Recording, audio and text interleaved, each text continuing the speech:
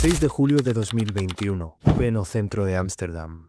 Hora punta. Peter R. de Vries acaba de salir de un estudio de televisión cuando las balas lo alcanzan. 5 disparos. Un periodista, un símbolo, un hombre que representaba la voz de la justicia en los Países Bajos, cae en plena calle. Muere 9 días después. Europa entiende entonces que algo ha cambiado para siempre, porque Peter de Vries no era un objetivo cualquiera. Era el confidente de un testigo protegido en el proceso Marengo, el juicio más grande en la historia criminal de los Países Bajos. Y el hombre al que señalaban las investigaciones como cerebro detrás del golpe estaba ya entre rejas. Ridwan Taghi, el nombre que durante años fue sinónimo de cocaína, ejecuciones y miedo en Europa. Creían haberlo encerrado para siempre. Una prisión de máxima seguridad, diseñada para aislarlo del mundo. Pero si podían tocar a alguien como de Vries, ¿qué significaba realmente seguridad? ¿Qué significaba control? Febrero de 2024. Un tribunal neerlandés condena a Taghi a cadena perpetua. El mensaje del Estado es claro. Se acabó. Fin de la era Mokro. Pero hoy, casi 2 años después, la pregunta sigue en el aire. ¿Se está acabando realmente o solo está mutando en algo peor? Quédate hasta el final, porque vamos a responder la gran pregunta. Antes de continuar, si te gustan las historias reales, contadas como una investigación, tienes un botoncito rojo por ahí abajo, pártelo que se convierta en gris de golpe. Es algo totalmente gratis, no te cuesta nada y te lo agradezco de corazón. Y así no te perderás los próximos vídeos porque lo que viene muy fuerte. ¿Qué pasa cuando encierras a un capo pero no desarticulas el sistema? 27 de febrero de 2024. El Tribunal de Ámsterdam dicta sentencia. Ridwan Taghi, cadena perpetua. Zahir Rasuki, cadena perpetua. Mario R., cadena perpetua. 14 cómplices más reciben condenas que van desde 2 hasta 29 años de prisión. El proceso Marengo, 6 años de juicio, 142 sesiones, un despliegue de seguridad sin precedentes en Europa. Todo comenzó con 5 asesinatos cometidos entre 2015 y 2016. Ronald Baker, empleado de una tienda de espionaje. Samir Rahib, ejecutado frente a su hija pequeña en el coche. Ranko Skekic, antiguo sicario de Taghi, que se convirtió en testigo. Martin Kok, el periodista criminal que escribía demasiado. Hakim Changachi, muerto por error en un caso de identidad equivocada. 5 vidas, una red criminal capaz de planificar, ejecutar y desaparecer sin rastro. Pero lo que realmente sacudió Europa no fueron solo esos 5 asesinatos, fue lo que vino después. Porque cuando Nabil B., uno de los socios de Taghi, decidió testificar en su contra, comenzó una escalada que nadie había visto antes en los Países Bajos. El crimen organizado no funciona como una empresa con un director ejecutivo, funciona como un ecosistema. Si cortas una cabeza, el resto aprende. Y a veces se profesionaliza. Mientras Taghi esperaba su juicio en la prisión más segura de los Países Bajos, el mundo del narcotráfico europeo seguía girando, los contenedores seguían llegando a Rotterdam y Amberes, la cocaína seguía fluyendo, los sicarios seguían recibiendo orden. El mensaje del Estado era: hemos ganado. Pero la evidencia sugería otra cosa. Habían capturado a un hombre. Sí, pero el sistema criminal había aprendido a operar sin él. Para entender lo que pasó después del arresto de Taghi, hay que volver atrás, a 2018. Cuando Nabil B. decide colaborar con la justicia y convertirse en testigo protegido. Su testimonio era vital. Conocía los secretos, los nombres, las órdenes. Sabía demasiado. El 29 de marzo de 2018, apenas meses después de que se conociera su colaboración, asesinan a su hermano Ridwan. Lo atraen a una trampa en su propia oficina en Ámsterdam. Un mensaje claro: nadie está a salvo. Pero el sistema judicial neerlandés no retrocede. Nabil B. sigue adelante. Su abogado, Dirk Wiersum, lo protege, lo representa, se convierte en su escudo legal. Hasta que el 18 de septiembre de 2019, sicarios lo esperan frente a su casa. Wiersum cae acribillado. No era un criminal, era un abogado, un representante de la ley. Los Países Bajos, ese país ordenado, tranquilo, seguro, se tambalean. Porque esto ya no es narco contra narco, es presión contra el sistema mismo, es decirle al Estado: podemos llegar a cualquiera. Y luego viene Peter R. de Vries. Julio de 2021. El periodista más famoso de los Países Bajos, el hombre que había resuelto casos imposibles, que había dado voz a víctimas olvidadas. Acepta ser el confidente de Nabil B. en el proceso Marengo. No es su abogado, pero es su apoyo. Su cara visible sale del estudio de RTL Boulevard. Camina por la Langside Lights Edwardstadt. Y entonces, las balas. 5 disparos. 9 días en coma. Y finalmente, la muerte. Europa entiende. La macroviolencia no respeta límites. No respeta símbolos. No respeta nada. Estos 3 asesinatos cambiaron la estrategia de seguridad interna en los Países Bajos. Los fiscales y jueces del caso Marengo nunca actuaban con su nombre real.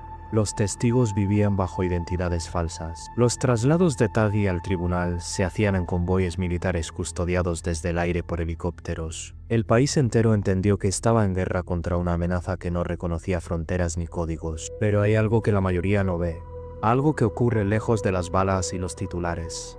El verdadero poder del crimen organizado en Europa no se decide solo con pistolas. Se decide con logística. Durante años, las redes criminales europeas se coordinaron a través de plataformas de mensajería cifrada. Servicios como Encrochat, SAI, AN0M. Teléfonos modificados, imposibles de interceptar. O eso creían. En 2020, las autoridades europeas logran hackear Encrochat. De repente tienen acceso a más de 100 millones de mensajes. Es como abrir la caja negra del crimen organizado. Conversaciones sobre envíos de droga, corrupción, asesinatos, blanqueo, todo al descubierto. Un año después, en marzo de 2021, cae SkyECC. Esta vez son 1.000 millones de mensajes interceptados durante 21 meses, 70.000 dispositivos monitoreados en vivo. Las autoridades belgas, francesas y neerlandesas coordinan operativos masivos. En Bélgica decomisan 28 toneladas de cocaína entre febrero y abril de ese año. Valor en la calle: $1.500 millones. Docenas de arrestos. Descubren contenedores preparados para torturar personas. Cámaras de tortura insonorizadas con sillas, grilletes y herramientas para infligir dolor. El horror del crimen organizado al desnudo. Y en diciembre de 2024, Matrix. La plataforma más sofisticada hasta entonces. Requería invitación para acceder. Más de 40 servidores distribuidos en 5 países europeos. 8.000 usuarios en todo el mundo. Europol la infiltra, la monitorea, intercepta 2.300.000 mensajes. En Marbella detienen a 2 personas y confiscan 1.000 teléfonos cifrados y $500.000 en criptomoneda. Pero aquí está el punto. Estas infiltraciones no acabaron con el crimen organizado. Lo obligaron a adaptarse, porque lo que habilita estas plataformas no es solo un chat. Es acceso portuario mediante corrupción de funcionarios. Es extracción de contenedores sin ser detectados. Es reparto transfronterizo coordinado al minuto. Es blanqueo de dinero a través de negocios legales. El futuro del crimen en Europa no se decide con más violencia. Se decide con mejor comunicación, con logística más eficiente, con corrupción más profunda. Mientras los Países Bajos endurecían su respuesta contra el crimen organizado, algo curioso empezó a pasar en Alemania. Desde 2016, bandas criminales, muchas de ellas neerlandesas, comenzaron a cruzar la frontera de noche. Su objetivo: cajeros automáticos. El método era brutal pero efectivo. Llegaban en coches robados o con matrículas falsas, colocaban explosivos sólidos, pólvora extraída de fuegos artificiales, dentro o detrás de los cajeros. Detonaban, agarraban el efectivo, huían a toda velocidad por las autopistas, todo en cuestión de minutos. 2016, 318 ataques. 2022, 496. El punto más alto. Alemania se había convertido en el objetivo perfecto. ¿Por qué? Porque los alemanes aman el efectivo.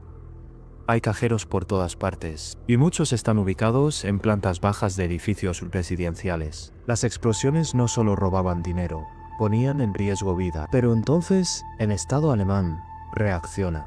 Reforma el Código Penal en noviembre de 2024. Incluye el uso de explosivos para robar como delito agravado. Amplía herramientas de vigilancia. Los bancos invierten más de 300 millones de euros en seguridad, sistemas de alarma, tecnología de nebulización, mecanismos de cierre reforzados. La policía intensifica patrullajes nocturnos. Mejora la coordinación con autoridades neerlandesas. Resultado: 2025 cierra con 115 ataques. Una caída brutal. ¿Victoria? No exactamente, porque el crimen no desaparece. Se desplaza. Austria. 13 casos en 2024, 29 en 2025. Un aumento de más del doble. Las mismas bandas neerlandesas, los mismos métodos. Simplemente cambiaron de país. Un sospechoso que robó 220.000 euros en Frankfurt en 2023. Aparece meses después detonando cajeros en Viena. Se lleva 89.000 euros. Deja daños estimados en 1.500.000 euros. Si aprietas el globo en un lugar, revienta en otro. El crimen organizado no se rinde. Se adapta. Busca el siguiente objetivo. El siguiente país con menos defensas. Cuando cae un gran nombre, el mito dice, se acabó. La realidad dice, se abre un mercado. Y aquí aparece uno de los capítulos más fascinantes del futuro del crimen europeo. Los nodos que viven fuera del alcance directo. Jos Leidekkers, boyojos para la policía neerlandesa. 34 años. Uno de los fugitivos más buscados de Europa, condenado en ausencia a 24 años en los Países Bajos, 13 años más en Bélgica, responsable de organizar envíos de cocaína por miles de kilos, robo a mano armada, ordenar asesinatos, 200.000 euros de recompensa por información que lleve a su captura. ¿Dónde está Boyejos? Sierra Leona, África Occidental. En enero de 2025, un video publicado por la primera dama de Sierra Leona lo muestra en una iglesia durante un servicio de Año Nuevo, segunda fila, al lado de su prometida, Agnes Bio, hija del presidente Julius Maada Bio, y junto a ellos, el propio presidente. La policía neerlandesa confirma, Leidekkers lleva más de 6 meses en el país. Vive abiertamente. Se mueve con libertad. Supuestamente tiene ciudadanía sierraleonesa. Usa el alias Omar Sherry. Y aparentemente nadie en el gobierno lo toca. Más revelaciones. En marzo de 2025 se filtran imágenes de Leidekkers celebrando su cumpleaños en un restaurante de lujo en Freetown, la capital. Le entrega un regalo al jefe de inmigración del país, a Lucime Kane, en presencia del jefe de la lucha antidroga. El escándalo estalla. Días después, Kane es despedido, pero Leidekkers sigue libre. ¿Por qué Sierra Leona? Porque se ha convertido en un nodo clave del narcotráfico mundial. Cocaína que llega desde América del Sur en barcos, aviones privados, narcosubmarinos. En enero de 2025 encuentran un semisumergible en la costa. En septiembre, un jet privado aterriza sin autorización en el aeropuerto de Freetown con la matrícula borrada, 3 mexicanos y un holandés a bordo. Multa de $100.000. Liberados. La corrupción es profunda. Periodistas sierraleoneses que intentan investigar a Leidekkers reciben ofertas de miles de euros para no publicar.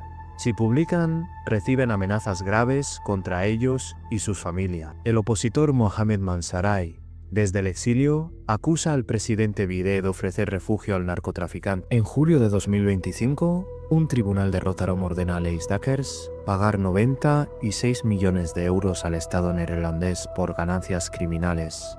No se presenta, no tiene abogado. Todo se hace en ausencia, porque él está a miles de kilómetros, protegido por un sistema que no responde a solicitudes de extradición. Aquí está la lección. Europa puede encerrar personas, pero el sistema criminal aprende a vivir sin personas indispensables.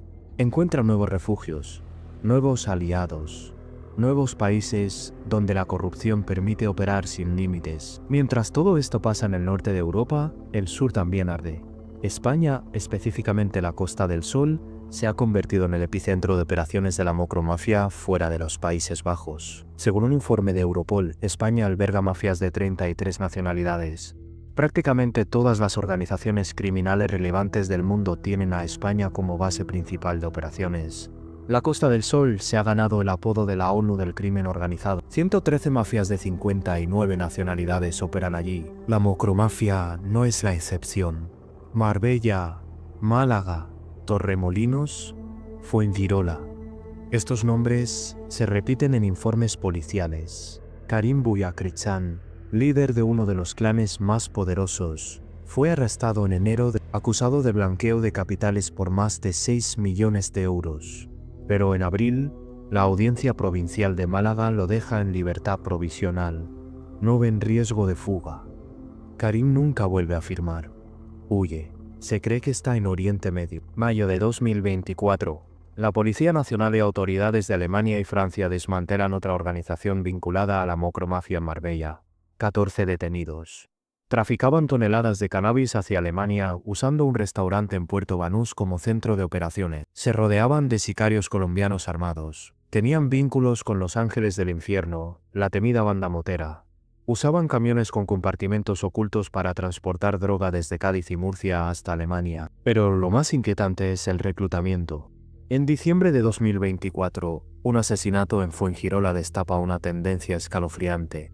La macromafia está reclutando sicarios adolescentes. Un menor belga, escapado de un centro de menores, viaja a España. Le pagan entre 20.000 y 30.000 euros por cometer un asesinato. Le proporcionan un fusil. 2 cómplices adultos lo ayudan con la logística. Comete el crimen, huye, cambia su apariencia. La policía lo detiene días después en Gante, Bélgica. La investigación revela el método.